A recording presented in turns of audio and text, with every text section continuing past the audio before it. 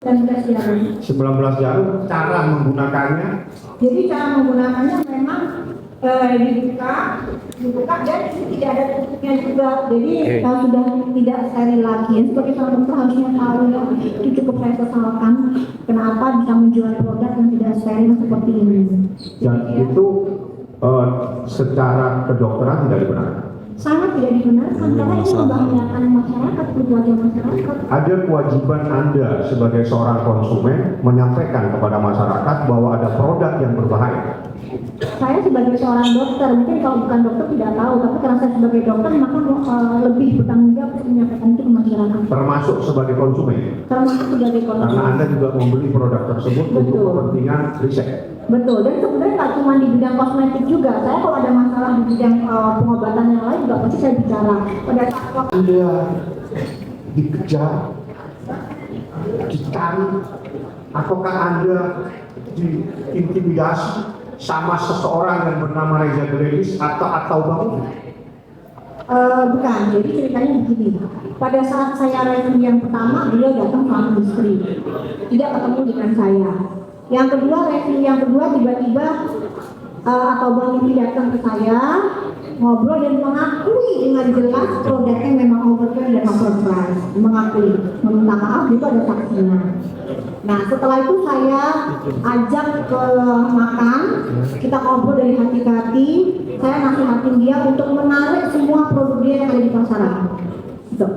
Saya menarik, sudah kamu rubah dulu produk kamu perbaikin, kamu rubah gaya marketing kamu, jangan seperti itu, karena tidak layak kita makan di depan orang lapar, menurut saya seperti itu ya dengan gaya flexing. Jadi akhirnya saya pikir akan ada terjadi perubahan. Tetapi ternyata saya lihat produknya saya beli masih sama, produknya tetap tidak berubah. Nah, kemudian mereka mendatangi lagi ke kediaman saya tanpa izin saya, tanpa meminta izin dari saya. Tiba-tiba malam-malam saya ditelepon bahwa Kak, kita mau ketemu, saya lagi di depan rumahnya Kakak. Di situ saya kecewa, saya agak marah. Kenapa kamu kok selalu dengan cara seperti ini, tiba-tiba menunggu depan rumah saya? Untuk apa? Saya bilang seperti itu. Jadi dia bilang, Kak, kita ada titipan. Ada titipan. Nah, di situ nada saya agak naik. Pada saat itu saya tanya, maksud kamu titipan apa?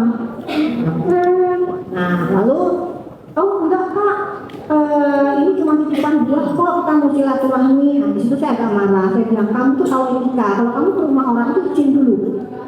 Boleh nggak ke rumahnya saya? Jangan tiba-tiba kamu harus nongkrong di rumah saya, nungguin saya. Malam ini saya tidak pulang. Dengan tegas saya sampaikan seperti itu, padahal saya pulang. Gitu. Jadi saya bilang saya tidak pulang malam itu. Kalau kamu ingin menitipkan buah, silahkan kamu berikan buah ke karyawan saya. Pada saat itu ibu Lydia menerima, terus selanjutnya mereka pulang. Dan pada saat saya telepon, Teh, udah pulang belum mereka? Udah mereka nggak nunggu kan? Enggak, baru saya berani pulang. Seperti itu. Jadi kenapa tiba-tiba dia ingin memberikan titipan? Apa yang Anda lakukan sehingga ada seseorang tiba-tiba mencari Anda terus ingin memberikan sesuatu titipan? Titipan ini kan bisa barang, bisa uang, bisa segala macam. Artinya apakah ini tujuan untuk membungkam Anda juga? Nah, pada saat itu memang saya tidak tahu apa sebenarnya maksudnya, itu saya nggak ngerti. Tapi kemudian masih aja mereka ini menghubungi saya, Dr. Samira, sampai ada juga yang mengirim foto, kalau Bang Mufid itu mengirim foto dengan Pak Ali, lagi di mana, gitu. Dan saya merasa agak terganggu dengan itu terus. Kenapa sih? Gitu. Kenapa kok sibuk menghubungi saya, bukan sibuk memperbaiki produknya? Kenapa dengan saya kok yang harus ditemui seperti itu? Nah, akhirnya karena seperti itu saya merasa terganggu, saya bilang ya udah kalau gitu kita ketemu saja. Seperti itu. Saya ajakin ketemu di klinik. Dan akhirnya mereka bilang atau Bang Mufid ya, karena pada saat itu saya bilang saya hanya mau ketemu dengan atau Bang Mufid. Saya tidak mau ketemu dengan istrinya, gitu. Karena saya tahu banget karakter istrinya ini memang terkenal sangat manipulatif. Jadi akhirnya saya bertemu di Cilegon, lalu si atau Bang Mufid ini saya ajak untuk minum kopi, karena kalau di klinik kita akan mengganggu juga jadwal kerja saya. Kopi, nah di situ dia menanyakan, gimana ya Kak, apa sih yang bisa kita lakukan supaya kakak ini menjadi kita yang baik, seperti itu. Kita di review yang baik. Itu ada kata-kata yang mengarahnya seperti itu. Apa sih yang bisa dilakukan? Nah, seperti itu. Nah, saya bilang, loh, kenapa sih? Kan kamu, saya sudah bilang, kenapa kamu nggak perbaikin saja? Seperti itu. Dan dia bilang, iya, tapi apa ya kira-kira? Kata apa ya yang bisa kita lakukan dan bla-bla. Nah, di satu sisi saya rasa, kamu ini sebenarnya apa sih tujuannya? Kok nggak perbaikin aja, fokus aja ke produk kamu? Karena pada saat dimakan di pecel lele itu sudah mengingatkan, kamu ini cukup rubah saja produk kamu, tarik produk kamu, lakukan perbaikan. Hanya itu yang saya omongkan. Tapi mereka kan terus mengejar saya. Akhirnya keluarlah saya ucapan, ya udah, kalau gitu kan saya 20 miliar, gitu.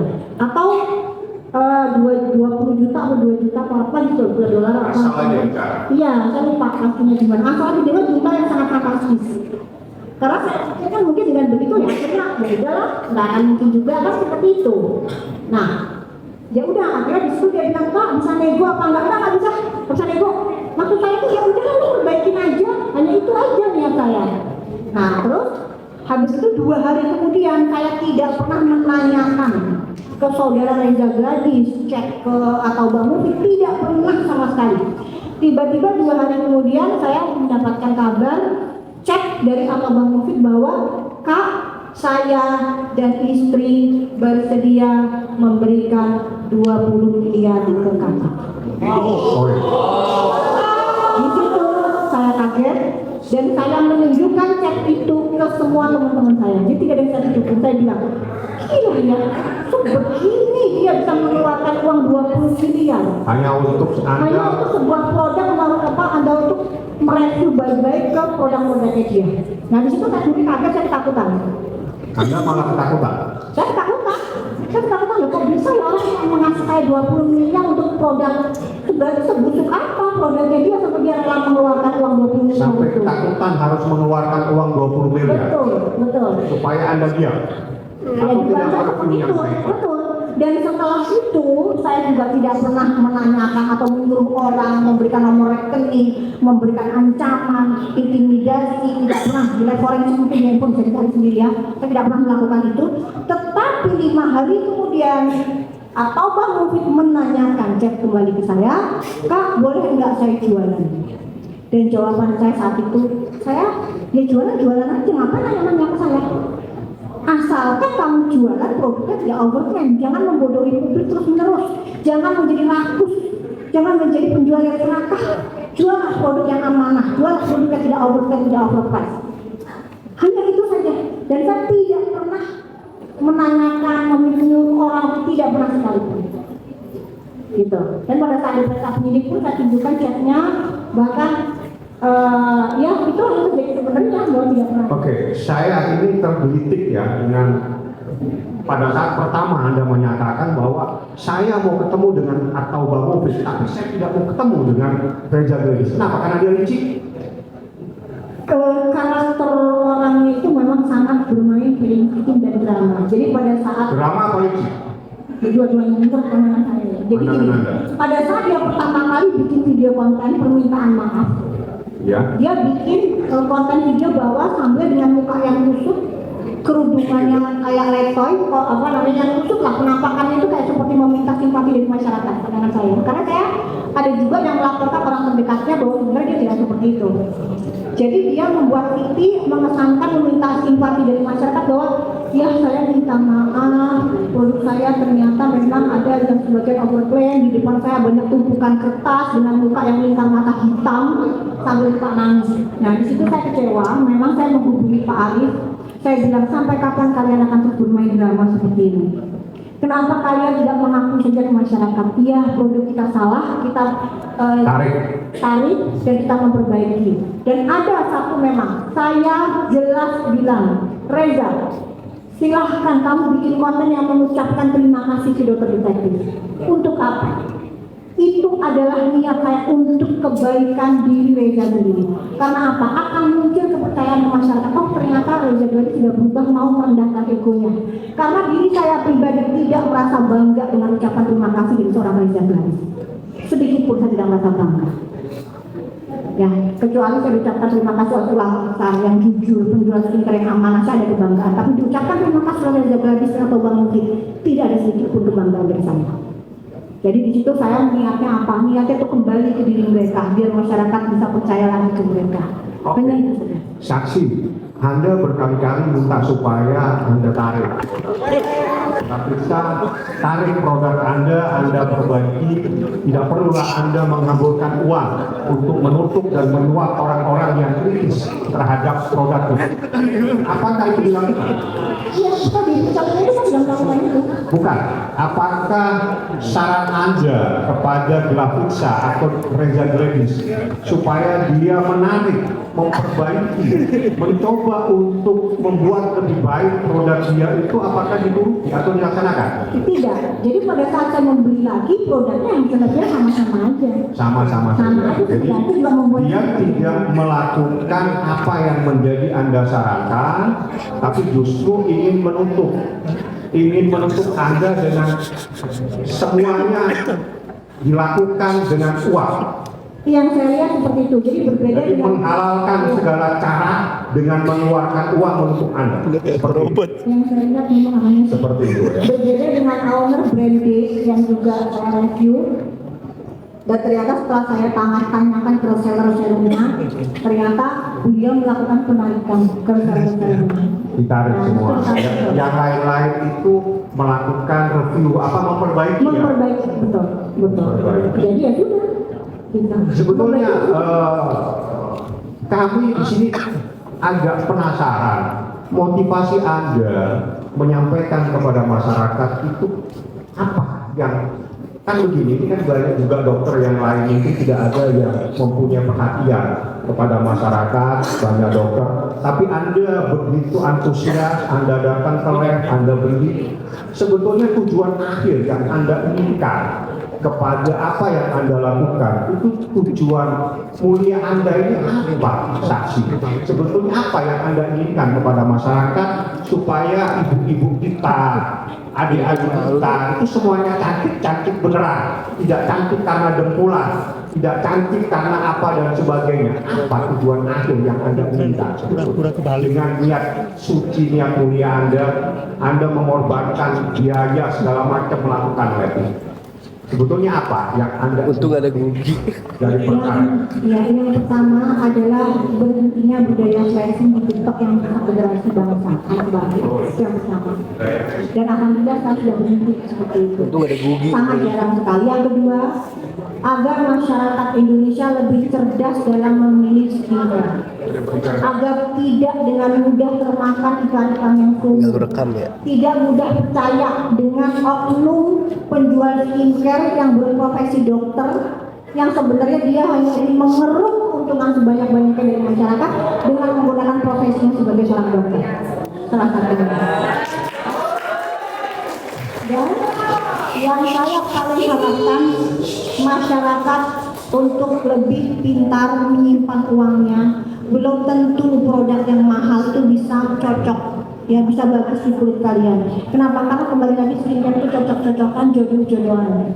Jadi di sini be smart, lebih pintar, lebih hati-hati dalam mengeluarkan uang, jangan termakan lagi dengan iklan-iklan flexing atau kayak hedon dan over skincare. Oke. Saksi, Anda punya media sosial terbuka untuk masyarakat bisa komunikasi dengan Anda? Bisa, betul. Ada masyarakat yang bisa DM apa di direct messenger atau apa ke media sosial Anda? Ada tidak ke Instagram atau TikTok Anda berkomunikasi dengan Anda melalui HP atau melalui media sosial? Ada masyarakat? Ada di TikTok, tapi karena jumlah sampai ribuan, jadi saya sebenarnya jarang banget. Ada tidak dari sekian masyarakat itu mengadu kepada Anda, saya adalah konsumen, saya membeli produk supaya saya cantik, supaya saya dicintai sama suami saya. Ternyata muka saya babak belur, muka saya bisulan karena saya menggunakan skincare yang ditipu oleh penjual. Ada tidak? Yang ada banyak seperti itu. Salah satunya adalah produk dari Glavidia Snow White. Glavidia Snow White. Betul. Itu. Yang serbuk. Yang serbuk. Yang serbuk. Jadi dia menjual produk Glavidia Snow White berbentuk serbuk. Serbuk ya. Yang dia suruh konsumen itu meletakkan di bawah lidah sebelum Keberatan tidur. yang mulia. Jangan suka keberatan, jaksa. Ini waktu saya tolong, kalau ada pertanyaan yang tidak cocok dengan Anda punya selera, Anda diam. Hak saya. Ini hak saya. Ada Ini hak saya. dari penasihat hukum. Ini hak saya. Anda diam. Anda diam. Ya. Anda yang diam. Anda. Mungkin Ibu JPU yang keberatan, ya. Tapi kalau ini tidak keberatan, Ibu JPU yang berat badan, ya. Izin yang mulia. Sudah. Penghinaan terhadap JPU. Ya Anda yang memang nggak benar.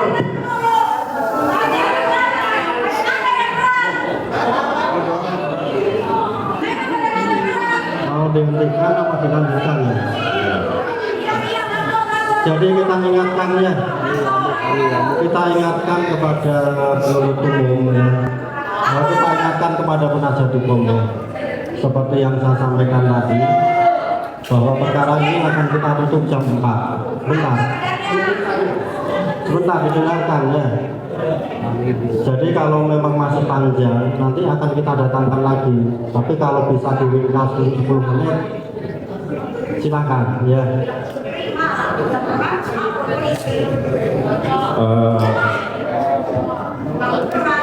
Oke, saksi tadi apa tadi dengan serbuk Ya, itu serbuk. tadi terputus ini serbuk. Ya. Itu produk dari Reza Gladys, Betul. dari Atauba Movie, dari PT Gelang Pizza. Betul. Betul. Betul. Apa serbuk itu seperti apa dan itu bermasalah seperti apa? Ada Betul. yang komplain kepada Anda? Banyak. Banyak. Banyak. Jadi serbuk itu adalah serbuk yang tinggi akan kadar gula. Serbuk tinggi kadar gula. Betul. Dan seorang Reza Gladys itu menyarankan serbuk tersebut diletakkan di bawah lidah sebelum tidur. Sehingga banyak banget pasien yang menceritakan giginya keropos, lubang, ada sampai gulanya tinggi karena mengikuti apa yang dia instruksikan ini. Banyak sekali. Instruksi dari Reza Gladys, Betul, dari pipinya dia. dari visinya dia. Betul. Ada berapa orang? Terus apa saran dokter kepada konsumen yang menderita akibat adanya promosi yang menyesatkan dari Reza Gladys Glavidia terhadap produk yang serbuk, yang membuat seseorang kencing manis, membuat giginya ompong, giginya keropos dan sebagainya. Apa yang dokter sarankan kepada konsumen tersebut? Jadi saya sarankan yang memang untuk segera yang melakukan pemeriksaan ke dokter gigi dan meminta untuk pertanggungjawaban dari Reza Gladys. Tapi mereka bilang ya tidak dijawab dan mereka mengirimkan bukti bahwa ini loh dok kita nggak dijawab oleh konsumennya, bahkan banyak balik kita diserang oleh buzzer-buzzernya seperti itu. Justru konsumen ini diserang. Betul. Wow. Jadi banyak para korban ini memang tidak berani speak up karena selama ini mereka tidak berani speak up karena takut diserang. Jadi pada saat dokter muncul pertama kali sudah diwanti-wanti oleh teman-teman dokter bahwa dok hati-hati ya, dokter Sandra nanti akan dijadikan sasaran tembak karena ini adalah melawan mafia skincare yang luar biasa besar, uangnya nggak berseri dan mereka akan bisa melakukan segala macam cara untuk menghentikan dokter. Saya tertarik dengan kalimat barusan. Ini mafia skincare, uangnya tidak berseri dan dia menghalalkan segala cara. Betul. Siapa? Reza Gladys. Dia tidak berani menjawab. Tapi yang jelas kalau yang kita katakan mafia Karena skincare. kita membahas persoalan serbuk itu. Serbuk yang tadi di mulut itu adalah produk dari Glavidia, betul? Betul. Semua ada produk dari Glavidia, Reza Gladys. Dia bagian dari mafia skincare. Iya, kalau dikatakan sebagai mafia, maksudnya pengertian dari mafia adalah mengeruk keuntungan dari masyarakat sebanyak-banyaknya, ya itu mafia. Mafia ya. Ada hal-hal yang setelah persoalan ini serbuk masih beredar nggak sampai sekarang? Kemarin juga beberapa bulan masih beli, Masih beredar. dan memang rasanya manis, super manis sekali. Jadi Apa yang dilakukan oleh BP POM yang atas nama negara, BP POM yang mewakili rakyat Republik Indonesia. Apa yang dilakukan BP POM setelah Anda melakukan review, Anda mengupload kepada media sosial? BP POM tidur. Enggak, sudah dilaporkan dan lagi dalam proses pemeriksaan sekarang. Sekarang proses pemeriksaan. Betul. Benar ini? Ataukah cuma sekedar candaan? Oh tidak, sudah diperiksa. BP POM. Badan POM saat ini dengan pemerintahan Dr. Taruna, pemimpinan tentang sangat jauh berubah dibanding Badan POM yang dulu. Cepat sekali. Cepat sekali Betul. Dr. Taruna turun tangan. Betul, Saya betul. minta Ketua BP POM jangan main-main. Ini Anda dimonitor masyarakat. Betul. Diperiksa semua dia punya produk itu bermasalah. Ada sebentar yang mulia. Ada tanya sebetulnya ini. Dokter Samira, Dokter Samira, ingat kan kalau saya diberikan nomor teleponnya oleh Rahmania Putri, ternyata nama aslinya bukan Salasokia Uler. Iya. Iya. Ternyata pas saya baca di BAP Rahmania Putria, kan yang kita tahu namanya Salasokia Uler kan? Iya, saya sebutnya salah satu orang. Iya. Nah, dokter ingat kan yang memberikan nomor telepon itu adalah Rahma Nia Putria. Betul. Dokter ingat nggak? Saya lupa, tapi waktu itu di bulan Oktober tanggal berapanya saya lupa. Waktu itu saya pernah dimintain tolong sama si Rahma Putria ini untuk telepon dokter, bilang dong ke dokter jangan review produkku yang overclaim terus, aku udah nggak mau jualan produk skincare lagi, aku mau fokus jualan busana muslim. Dokter ingat nggak? Iya betul. Pada saat itu saya temukan lagi produk body lotion dia overclaim. Ya, setelah 1 bulan lalu dia melakukan live dan dokter ngomong ke aku dokter bilang ternyata dia sempilin produk dia yang overclaim. Iya. Dokter bilang begitu waktu itu. Iya. Ya, setelah 1 bulan dia tidak live di TikToknya atau di sosial medianya. Apakah saya meminta uang untuk itu ke dokter? Tidak sama sekali. Nah, saya juga tidak minta uang ke si ular itu. Saya juga kecewa itu, harusnya saya minta uang. Oke, kedua, dokter waktu itu sama dokter Oki, saya lupa itu ada event apa, tapi dokter Samira ketemu dengan dokter Oki di satu tempat.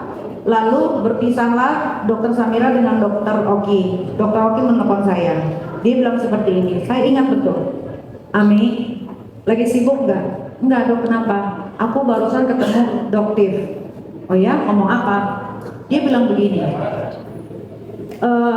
Si Nikita Mirzani tuh udah gue sumpal mulutnya. Kalau sampai dia macam-macam, gue laporin ke polisi. Ingat nggak dokter ngomong gitu ke? Itu yang Reza ngomong ke orang-orang sampai ke telinga dokter, lalu dokter menyampaikan ke dokter Oki. Lupa ingat ya ibu ya. Lupa ingat itu di bulan Desember. Iya. Ya, di bulan Desember. Lalu dokter Oki juga bilang, "Nih, coba telepon dokter karena ada yang mau dia kasih tahu." Akhirnya udah mulai ingat. Ingat pada saat itu kita lagi mau jualan 12 Oke. Ingat ya. Nah, lalu aku telepon dokter. Aku menanyakan, apa sih dok yang penting? Oh iya. Ya kan? Lalu dokter kirim bukti chat WhatsApp grup yang isinya adalah dokter-dokter kecantikan semua. Salah satunya ada namanya dokter Janeta, grup dari si Reza Bugeng ini ya. Janet Stanza. Janet apa? Janet Stanza. Janet Stanza. Itu WhatsApp grup apa dok? Jadi dulu dia pernah menjadi ketua Perdesti, Perkumpulan Dokter Estetika Indonesia, tapi sekarang sudah retire, sudah pensiun, digantikan oleh yang lain. Jadi itu mungkin salah satu grup di dokter estetika yang sempat saya juga pernah masuk, tetapi saya keluar karena karakter dari Janet ini juga lucunya luar biasa. Oke. Nah, dokter Samira mengirimkan bukti chat WhatsApp ke aku dan aku baca isinya adalah si Janet ini ngomong, si Nikita Mirzani, Oki dan Mail itu meres uangnya Reza 4 miliar. Bukan begitu dok? Benar kan? Lalu saya telepon dokter Samira. Saya menanyakan, dok, bolehkah saya minta nomor teleponnya si Janeta ini? Lalu dokter kasih nomornya. Saya telepon si Janeta itu dan dia saya ada rekam tapi handphone saya disita di situ. Saya ada rekamannya. Ada rekaman. Oh, rekamannya aku kirim ke dokter ya? Ada. Waktu itu ya. Boleh aku minta dok, maaf karena handphoneku disita dok. Disitanya mendadak. Bukan, jadi kalau misalnya handphone itu kan saya kirim sebagai bukti banyak ke beberapa handphone. Saya takutnya kalau saya seperti handphone saya satunya disita oleh Tolong saksi berhenti dulu ya. Sebagaimana sudah kita sampaikan, ini jam 4 ya. Kalau memang masih banyak pertanyaan, nanti kita perintahkan lagi saksi untuk hadir ya. Nah, jadi untuk saksi keterangan saudara untuk hari ini sampai di sini. Kecuali dari penasihat hukum nanti masih ingin atau masih ya. Jadi nanti kita kasih kesempatan kepada yang belum tanya untuk tanya dan kita perintahkan saksi untuk hadir lagi. Ke belakang dulu saksi, ke belakang dulu.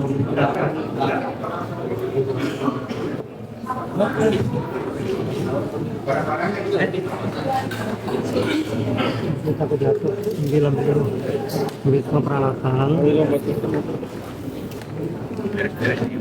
Beres-beres ya. Mari, tolongin. Kabel.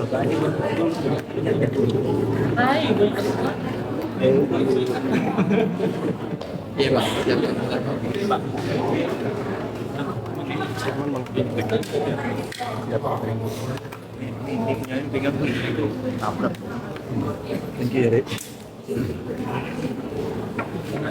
Maaf,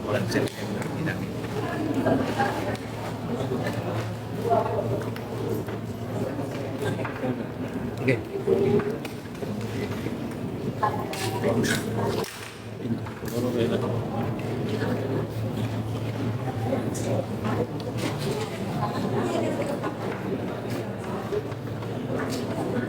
Silahkan terdakwa untuk duduk di depan.